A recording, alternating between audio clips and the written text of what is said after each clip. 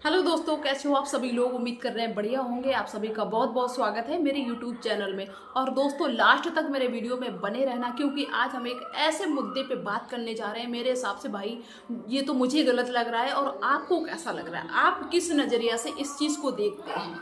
क्योंकि मुझे ये समाज की बहुत बड़ी गंदगी लगती है। अब आप ये सोचेंगे कि हम किसकी बात करने जा रहे हैं। दोस्तों, हम बात इसकी करने जा रहे हैं कि लगभग 15-20 दिन से बराबर सोशल मीडिया पे ये न्यूज आ रही, पता कौन सी, कि पति ने मेहनत मजदूरी करके अपनी पत्नी को पढ़ाया।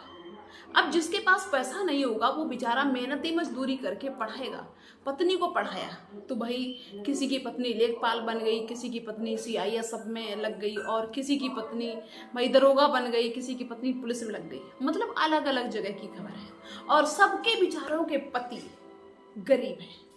कोई मिस्त्रीगिरी का काम करता है, धूप में पूरे दिन मेहनत करता है, और अपनी पत्नी को पैसा दिया ताकि वो कोचिंग कर सके, उसके लिए सारी व्यवस्थाएं जोड़ी, है ना। और इसके बाद में किसी के पति फैक्ट्री में काम करते हैं, जान पे खेलने मशीनों से काम करते हैं, और किसी के पति मजदूरी करते हैं गाँव में, जैसे तैसे करके वो जहाँ पे कोचिंग करते हैं वहाँ पे उनके पास पैसा पहुँचाते हैं। और दोस्तों, मतलब पूरा घर खिलाफ इनके होता है। जिनकी भी हम बात कर रहे हैं, सबकी न्यूज़ें मैंने देखी कि इनके घर वाले खिलाफ थे, किसी ने साथ नहीं दिया। यहाँ तक कि जो उनके पति थे वो घर से निकल गए अपनी पत्नी को लेके, एक रूम लेके रहने लगे। पत्नी को रूम ले दिया कि भाई तुम यहाँ पे पढ़ो लिखो, इसके बाद में हम तुमको टाइम टाइम पैसा भेजते रहेंगे, पढ़ाई में कोई कमी नहीं होनी चाहिए। मतलब घर वालों से बगावत करके इन बेचारे पतियों ने अपनी पत्नियों को पढ़ाया। मतलब उस समय कोई नज़र नहीं आया, और इनके माता पिता भी नज़र नहीं आए, लड़की के माता पिता भी नज़र नहीं आए। शादी के बाद में कोई किसी का खर्चा नहीं चलाता, ना कोई किसी को देखता है। सिर्फ एक पति ही ऐसा होता है जो खर्चा देखता है, झेलता है, और पत्नी को खिलाता पिलाता सब कुछ करता है। पत्नी के खुद के माता पिता भी खर्चा नहीं उठा पाएंगे, और दूसरे की तो बात छोड़ो। दोस्तों, ये बेचारे सब के सब सोशल मीडिया पे अपनी शिकायत लिखवा रहे हैं, दर्ज करवा रहे हैं, सोशल मीडिया का सहारा ले रहे हैं कि मैंने सब कुछ लगा दिया अपने पत्नी के पीछे। और जब वो कामयाब हो गई भाई साहब, तो वो सब अपने पति को भूल गई। वो कोई कहती कि मेरी इनसे शादी हुई नहीं है, जो पत्नी लेखपाल बन गई वो कहती मेरी शादी इनसे हुई नहीं है, शादी का प्रूफ दिखाओ। जबकि वो बेचारा प्रूफ दिखाता है, और इसके बावजूद वो कहती है कि ये तो फेक बनवा लिया, कंप्यूटर से कुछ भी बन जाता है। और एक ने जो CISF में लग गई, वो मतलब उसने नंबर ही ब्लैक लिस्ट में डाल दिया अपने पति का, और छुट्टी पे आना बंद हो गए, और छुट्टी अपने घर जाती है। जब वो छुट्टी आती है तो अपने घर पे जाती है, मायके में। मतलब अपने पति को भूल गई।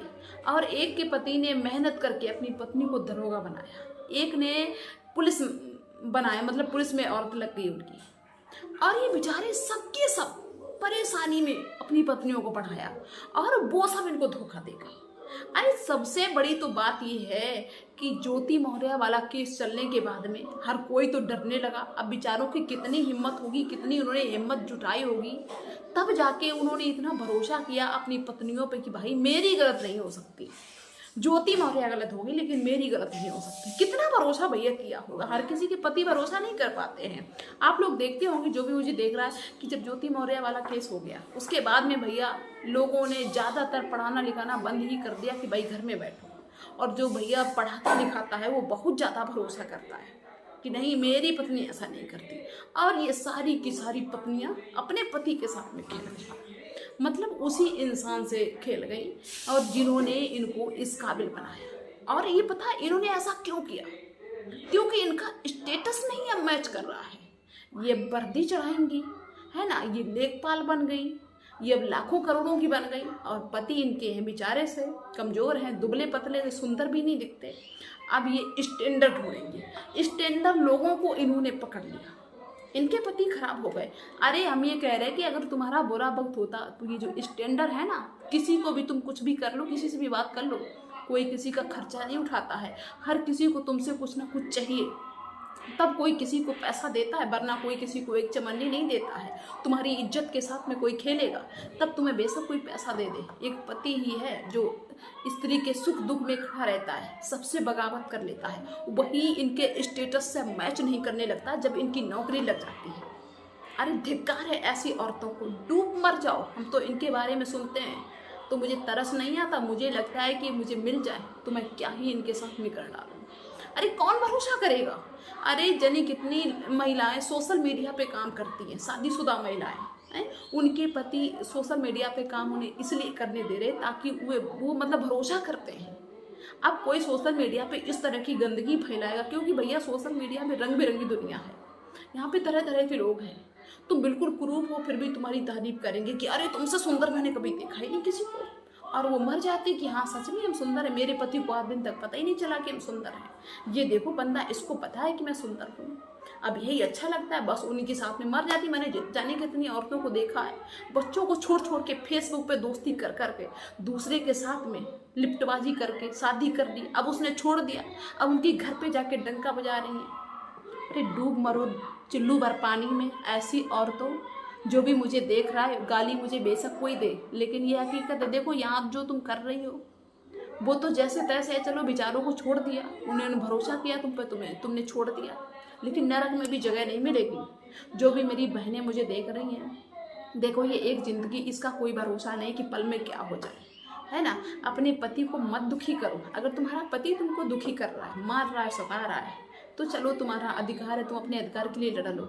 लेकिन पति ने अगर जी जान लगाई है, सबसे लड़ाई करके तुम्हें पढ़ाया लिखाया है, काबिल बनाया है, तो उनके साथ में चलो, तो कम से कम वो भी अपना सीना चौड़ा करके कह सके कि ये मेरी पत्नी है, मैंने अपनी पत्नी को पढ़ाया। उन लोगों के सामने कैसे मुंह उठा के चलते होंगे जिनसे लड़ाई करके वो अपनी पत्नी को ले गए। वो कहते होंगे अच्छा ले, हम रोक रहे थे पहले। अरे अच्छा काम करो, ये ज़िंदगी मिली है, दोबारा मनुष्य की ज़िंदगी नहीं पता कि मिलेगी कि नहीं मिलेगी। अच्छा काम करो, क्यों ये गंदगी फैलाए हो समाज में। सभी महिलाओं लड़कियों से कहना है कि कोई किसी की पूर्ति नहीं डालता है, सब लालच बस किसी से बात करते हैं, इसलिए इज्जत से रहो और अच्छे से जियो, नाली का कीड़ा मत बनो। साथ ज़िंदगी भरना पड़ेगा। अरे तुम्हारी किस्मत बढ़िया थी जो तुमको अच्छा पति मिल गया, जिनने ये ऐसा काम किया कि भैया अच्छी किस्मत थी, अच्छा पति मिल गया, अब तुम पति के साथ में खेल गई हो, अब तुम दर दर भटक जाओगी। सातों जिंदगी तुमने अपनी बिगाड़ ली है अपने पति को धोखा देके। पता नहीं ये औरतें क्या प्रूव करना चाहती हैं। कैसे रे, सबसे बड़ी बात तो ये हो गई कि लोग भरोसा नहीं करेंगे अपनी औरतों पे। ज्योति मौर्य वाले केस से जैसे तैसे उभर के लोग आए हैं। लोग अपनी बीवियों को थोड़ी बहुत आज़ादी दे रहे हैं कि चलो भाई कर लो जो तुम्हारी इच्छा है, लेकिन ये औरतें नहीं करने देंगी। ये छोटी सोच वाली, तुच्छ सोच वाली, ये कुछ नहीं करने देंगे। हम तो कहते हैं कि सरकार इस पर कोई एक्शन ले, नहीं तो ऐसे हर किसी को छोड़ के चला जाए। भाई मैंने अभी अपनी इतनी बड़ी ज़िंदगी में ऐसा कोई केस नहीं देखा कि शादी के बाद किसी पुरुष की नौकरी लग गई और उसने अपने बीवी बच्चों को सबको छोड़ दिया। हाँ ये है कि बीवी है, नौकरी लगने के बाद पहले ही चाहे बेशक उसने कर ली हो शादी और डिवोर्स दे दिया और फिर दोबारा शादी की हो, वो अलग की बात है कि किसी की कोई पर्सनल समस्या है, लेकिन शादी के बाद उसने अपने पत्नी को छोड़ दिया हो, वो नहीं हमने देखा अभी तक। अरे ऐसे हर कोई छोड़ दे अपनी पत्नी को तो कैसे काम चले। मेरे भी हस्बैंड जॉब करते हैं, वो तो नहीं हमको छोड़ रहे, हम तो बेरोजगार हैं, हम तो कुछ नहीं करते। और हम अगर कमाने लगे पैसा कहीं से भी, सोशल मीडिया से कहीं से भी हम कमाने लगे, तो क्या हम छोड़ देंगे उनको? हम अगर छोड़ देंगे तो मैं क्या हूँ? मेरी कोई इज्जत है, मेरी कोई वैल्यू है? हमेशा याद रखना मेरी बहनों, जो भी मुझे देख रही हैं, कि एक औरत की इज्जत तभी होती है जब वो अपने पति के साथ में होती है। पति के साथ में नहीं होती, फिर वो कितनी भी कामयाब हो जाए, कितना भी वो करोड़ों रुपए कमाने लगे, उसको लोग गलत नज़र से ही देखते हैं। तो इसलिए इज्जत से जियो और इज्जत की रोटी खाओ और अच्छा संदेश दो, ताकि दूसरे लोग भी तुमसे सीखें, एग्जाम्पल लें, ना कि ऐसी नाक कटाती घूम रही हो।